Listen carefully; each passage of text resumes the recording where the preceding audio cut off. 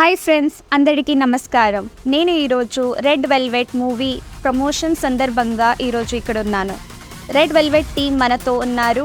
వాళ్ళ ఎక్స్పీరియన్స్ని మనతో షేర్ చేసుకుంటారు. Let's get in to it.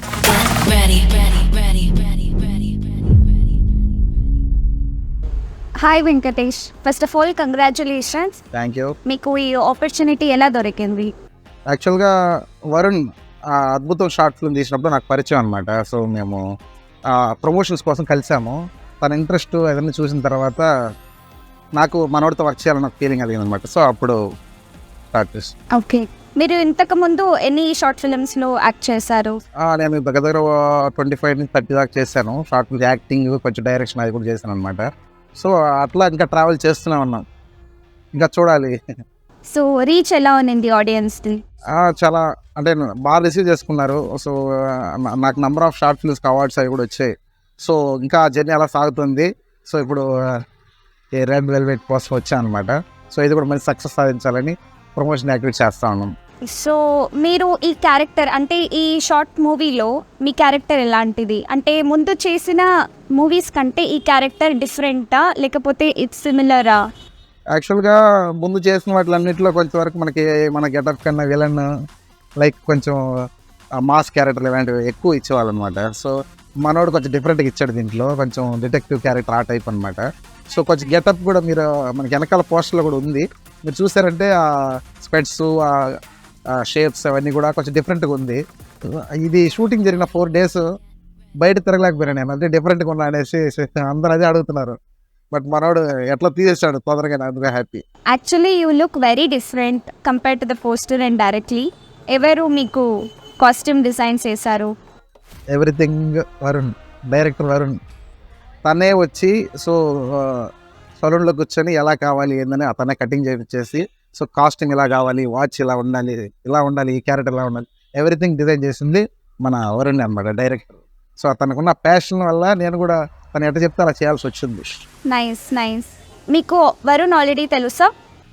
Yeah తెలుసు. అదే చెప్పాను కదా, అద్భుతం ఇండిపెండెంట్ ఫిల్మ్ వచ్చినప్పుడు సినిమా రిలీజ్ అయిన తర్వాత నేను చూశాను. యాక్చువల్గా చూసి తనకి పర్సనల్గా ఫోన్ కూడా చేశాను. అంత బాగా నచ్చింది. నేనేం చెప్పానంటే ఏదైనా చేసేటప్పుడు ఖచ్చితంగా ఒక ఆపర్చునిటీ, ఒక క్యారెక్టర్ ఏదైనా ఉంటే ఈ వరం ఖచ్చితంగా చేద్దాము. సో నీ డైరెక్షన్ చేయాలని ఉందని నేను ఇప్పుడు అడిగాను. తను ఇప్పుడు అది ఇచ్చాడు అనమాట.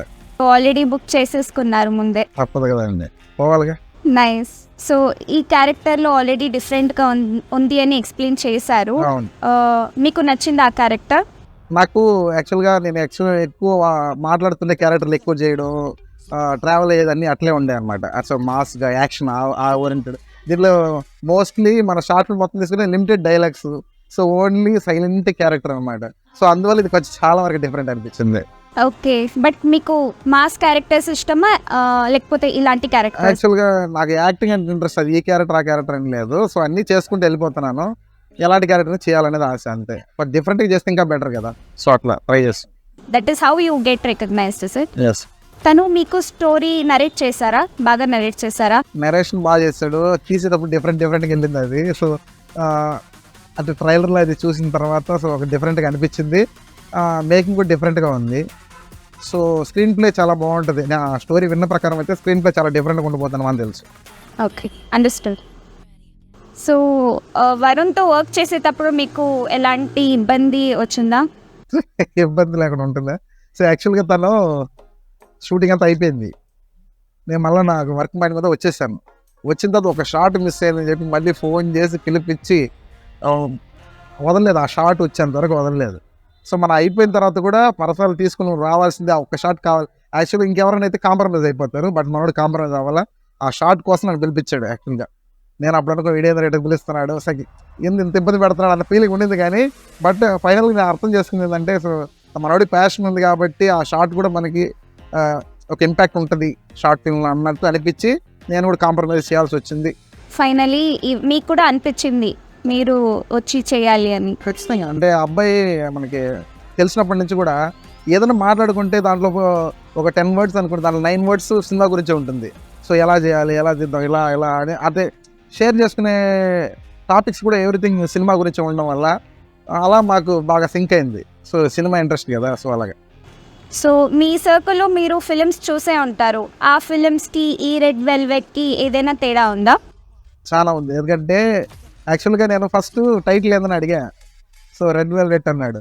ఇదేంత కొత్తగా ఉంది అనుకున్నాను. యాక్చువల్గా తర్వాత చెప్పాడు తను. సో ఆ కేక్ ఆ టైప్ ఆఫ్ ఒక డిఫరెంట్ స్టోరీ అన్నాడు, చెప్పాడు అనమాట. సో నేను అనుకున్నా మనం మామూలుగా ఒక స్టోరీ బేస్డ్ పెడతాం కదా.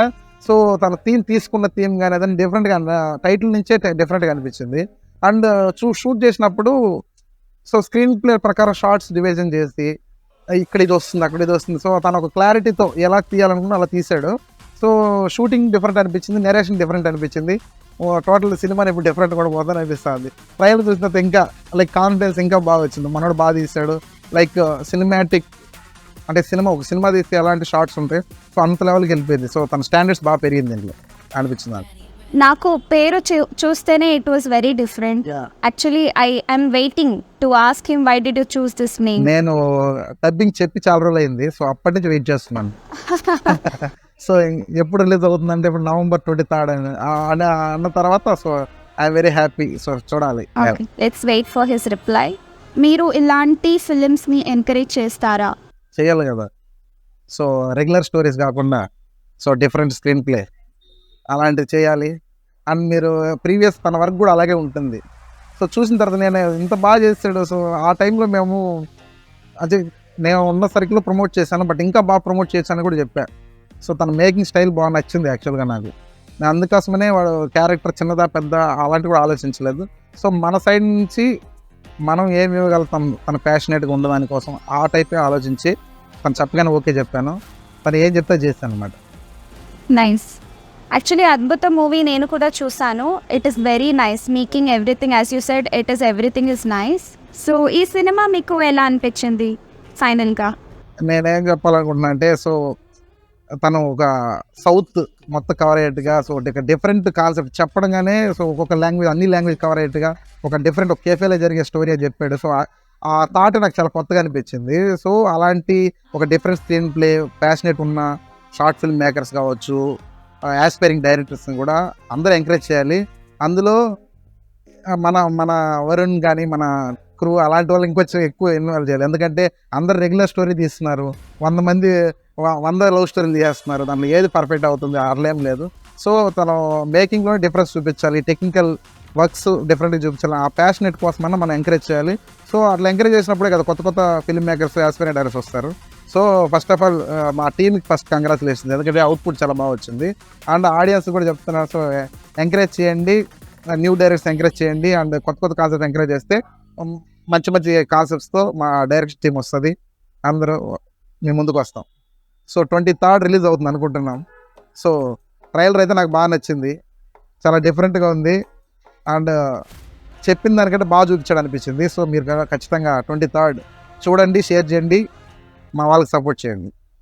Yeah, let's wait for that. So ఫైనల్గా ఎలా ఉంటుంది అని ఎలా చూద్దాం. And let's hope it reaches too much audience, అంటే it will reach worldwide. So మా ఆడియన్స్ ఖచ్చితంగా ఎంకరేజ్ చేస్తారని కోరుకుంటున్నాను. Thank you very much. Thank you Venkatesh. Red velvet అనే సినిమా November 23 రోజు రిలీజ్ అవ్వబోతుంది వరుణ్ ఆర్యన్ యూట్యూబ్ ఛానల్లో. అందరూ తప్పకుండా చూడాలి, ఇంకా అందరూ చూసి సపోర్ట్ చేయాలని కోరుకుంటున్నాము. Thank you so much. నాకేం జరిగినా సరే ఈరోజే జరగాలి. Go fuck yourself.